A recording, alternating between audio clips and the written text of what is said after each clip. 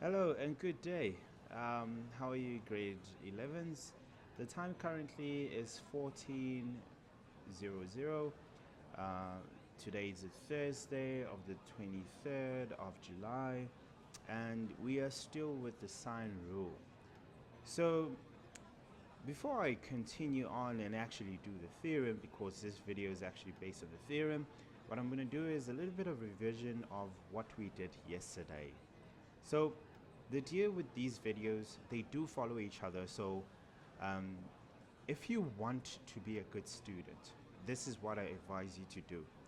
Follow as the videos come, right?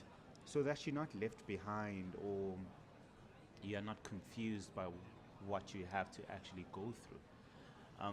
My theory is if we always try to do things um, chunk by chunk instead of doing them in a whole bundle, um, then life becomes a little bit much easier as opposed to just doing things in a very big pile of stuff or work, right? So with that said, let's just go through a few things here. So we said yesterday we're dealing with the sine rule and or the sine theory, and we spoke about it in terms of what? In terms of our trig ratios. We said that the sine rule is based on trig ratios where we're just using sine theta as opposite over hypotenuse. So those are the two sides that are most important. And we said with the sine rule, um, with the trig ratios, we normally use them when we have what? Right angle triangles.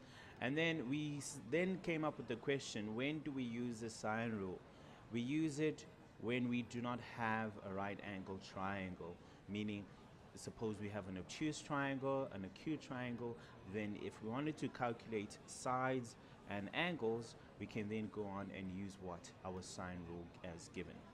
So here, we also have a few things to think about when we have the sine rule. The first one is our trig ratio, the most important of it, which is obviously sine.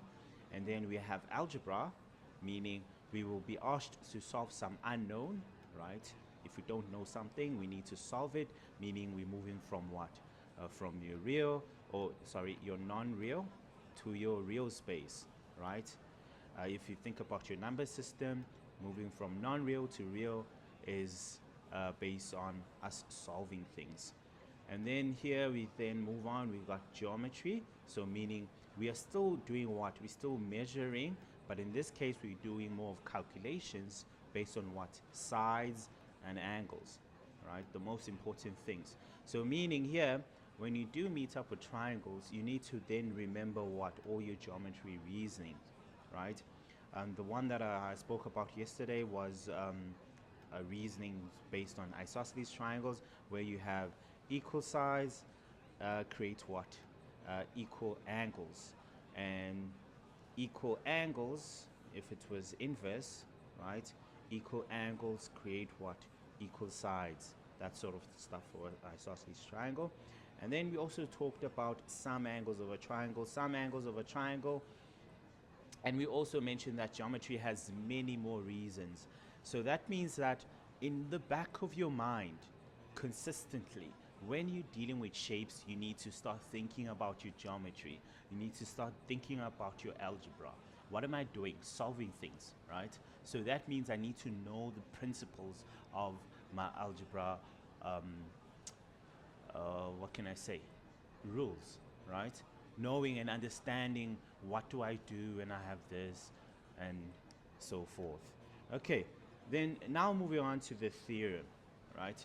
The theorem today is going to be just the proof, right? The video is going to be based on the proof.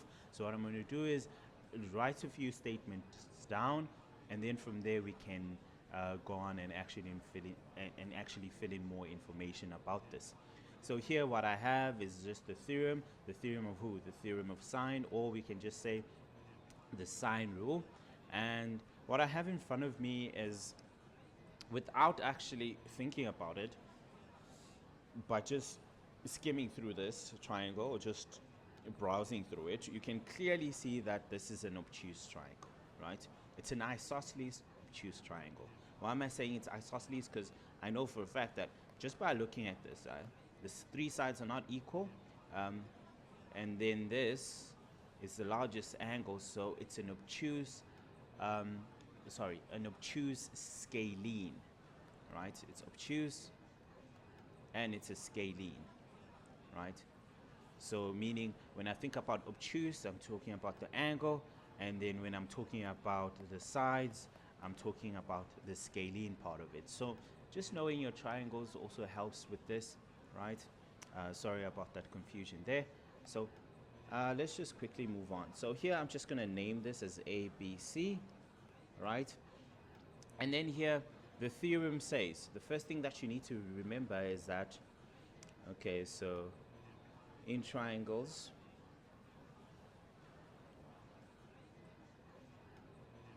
A, B, C is a what? Is a non-right angled triangle, right? That is the first statement you need to make, knowing that this is not a right angled triangle.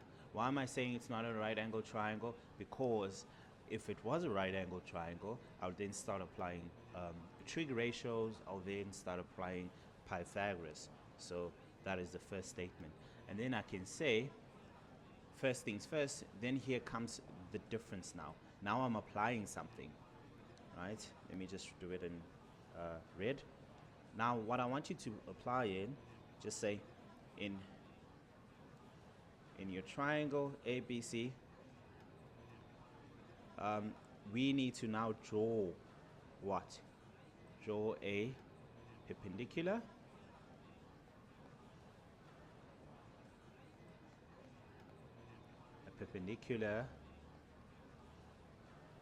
line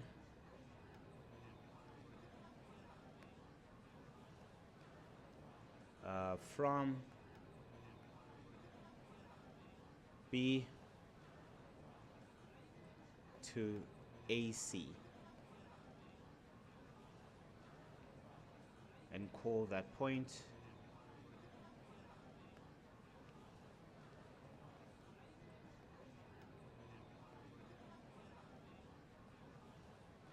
to create point, let's call it G, right? Let's make it different. So we then have G there, right?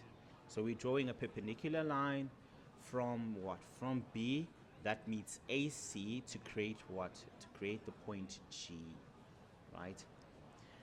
And now that we created the point G, what I just want us to state before we move on is that this is what? A perpendicular line. And because it's a perpendicular line, it has what? It has 90 degrees. So this guy here is 90. This guy there is 90. That guy there is 90. Hence the perpendicular lines. And then let's move on. So moving on from there, we then have, they then say, this creates two right angle triangles, right? So that's the next statement that we need to think about. Creating what? This then creates two right angled triangles. Okay, let's just quickly name the two right angled triangles. Okay, the first one there, what are we going to call it? We're going to call it, so triangle 1 is triangle A, B, G, and then that's also a right angle. I'm just going to say right angled triangle. Right angled triangle. And then we're going to also say we also have the second triangle. Second triangle as triangle what? Let's just zoom in there. As triangle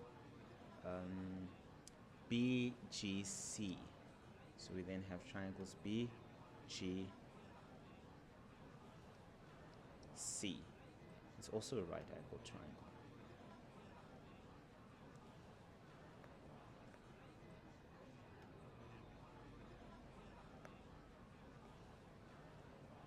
I'm such a perfectionist. Okay, then what I'm going to do is I'm going to lasso this. So just copy this so that we can continue with it. And then I'm going to paste it here in the next page.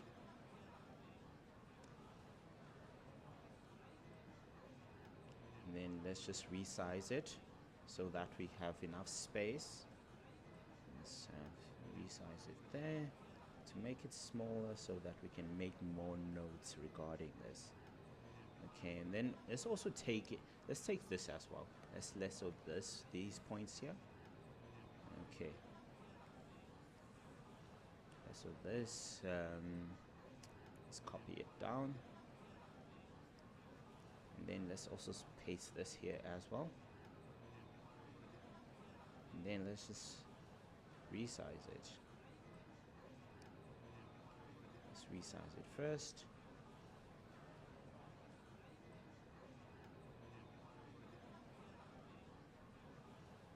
Okay. Okay, that's perfect. So now we have what? We have two right angle triangles. The first one is ABG, and then the second one, this guy is missing something. It's ABG, and then the second one is BGC.